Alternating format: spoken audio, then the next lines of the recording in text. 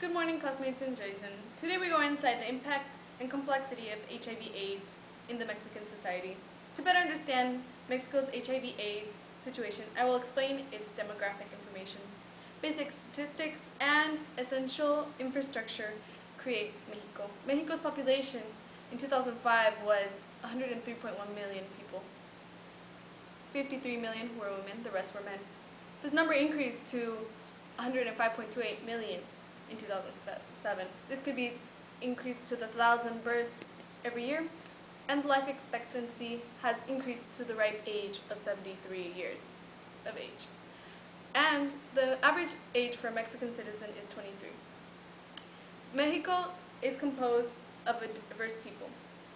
Though all consider themselves Mexicans, they are composed of primarily three races: white, particularly of Spanish descent, indigenous, and mestizo. Mestizo are a mix between indigenous and white descent. They make over 60 to 80% of the population. The rest are indigenous, which are approximately 15%, and white. The language are predominantly Spanish, but all indigenous languages such as Nahuatl and Mayan are recognized by the Mexican government. The unity in the Mexican people is brought in part by Catholicism, which over 90% of Mexicans consider themselves. And because of this religion, Orthodox and creates a patriarchal society. Yet, it's important to note that the Mexican family is proud of their heritage and their country. An example might be the family bond. You have several generations living under the same roof.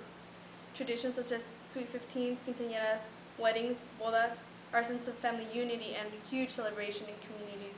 National holidays are also bring a sense of pride and a gathering for Mexican people. Mexico, with its huge territory, is an enormous hotspot for biodiversity and petroleum, which brings about 1/3 of the revenue. Because of biodiversity, there has been an increased travel to Mexico to see its beaches such as Cancún, Acapulco, Tapas y Guatanejo, but also its national parks and other types of environmental tourism.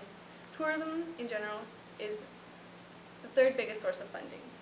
Thus, the government has increased environmental awareness, especially with its most precious resource, water. And especially water is important because people drink it.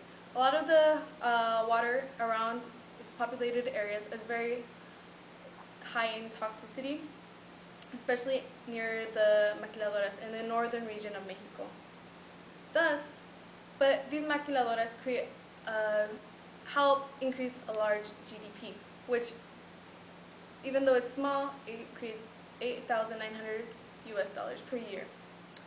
However, the sales of the remesas, which are money sent back from Mexico to Mexico from U.S. relatives, creates $24 billion, which is larger than the environmental tourism.